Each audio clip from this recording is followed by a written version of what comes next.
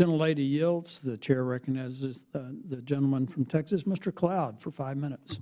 Thank you, Chairman, and thank you, witnesses, for being here. And I apologize that you have to sit here and listen to the same sort of ideological rants that lost our friends across the aisle the election in a public survey just a couple months ago, where the hearts and minds of the American people spoke very loud and clearly for what they wanted. One of the things that's been puzzling about this whole conversation is the obsession on Elon Musk.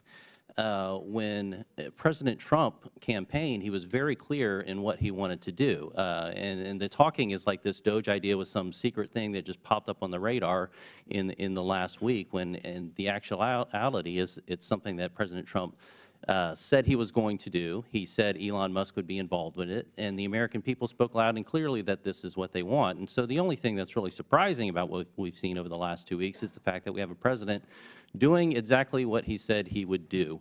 And, you know, the need to bring in and to rein in our federal agencies could not be clearer than it has been. We've always known and have known quite for some time that the federal bureaucracy has a tendency to grow.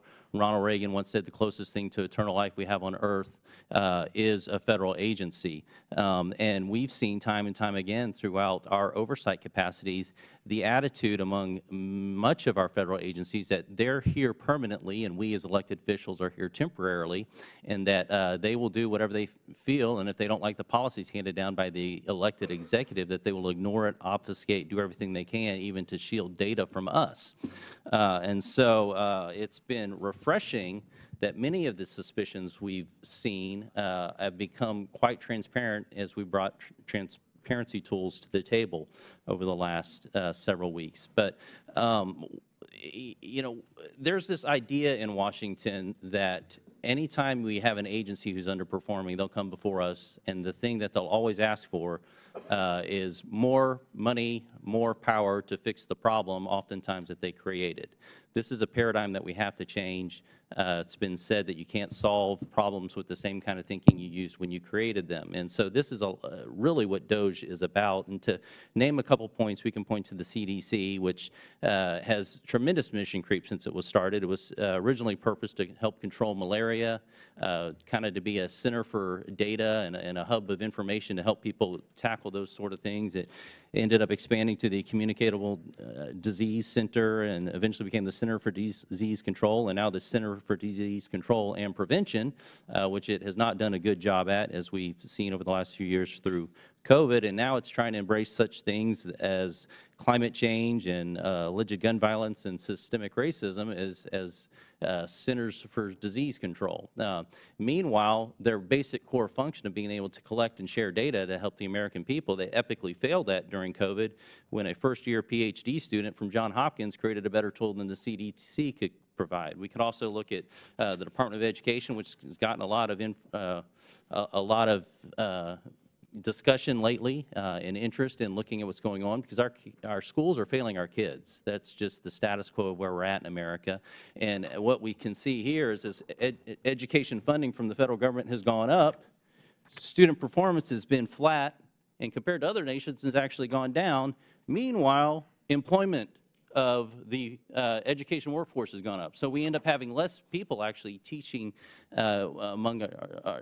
teaching in the classroom, and more people administrating, and so we've created an education bureaucracy. Now, Mr. Schatz, did I pronounce that right? You talked about the importance of understanding and looking at the intended results. Are they happening? And that's one of the things that I think we're addressing in DOGE. Could you speak to the importance of making sure that we're addressing the intended results as opposed to just sending money at it? The example of the difference between helping students, perhaps, and helping school systems. Well, the test scores and the higher costs are exactly what I was discussing earlier. If you're spending more on something, you're supposed to get results that match what you're spending the money on. Otherwise, you shouldn't be spending it, whether it's in the government or the private sector. And again, as Congressman Connor pointed out, I did grow up without a Department of Education, as did my whole generation. It's a little office, health, education, and welfare. The state spent the money. We think they could do a great job. They're competitive with each other. And some programs obviously should be retained, and some should be turned back down to where they can do a much better job and be closer to the people. Governor Reynolds, you talked about, I'm curious, because you've done a good job of streamlining the government, and I'm curious about your ideas on how you hold government employees accountable, how you hold agencies accountable. What are the tools necessary to do so? One of the big challenges here is getting the information necessary in order to do that. You can think about the grants that are going out. We've seen USAID over the last, I mean, the stuff that they were spending money on is crazy. We're finding out that our federal government's actually a money laundering scheme to help support leftist ideologies across the world and here at home. It's crazy. But yet, finding that accountability piece, we're able to hold the individuals who are sending these checks out, for example. How do you bring that kind of accountability? Well, we have our state expenditures online too, so our checkbook is online, so taxpayers in Iowa can check and see what is going out from the state. But in addition to that, remember I talked about, we reviewed 800 programs across my cabinet, and not a one of them had a KPI, any type of a metric, any type of expectation for outcomes, zero. So my cabinet knows now that if they want to stand up a new program or they want to extend an existing program, then it needs to have, first of all, a KPI. They need to have data that they're going to be reviewing. They need to do a review of what the program had done, what were the metrics, what were the outcomes from the existing program to justify putting additional money into it. I also had them, they had never put all the programs together. They themselves had not even taken a look at it. So that's how it just continues to grow and bloat and just be unmanageable.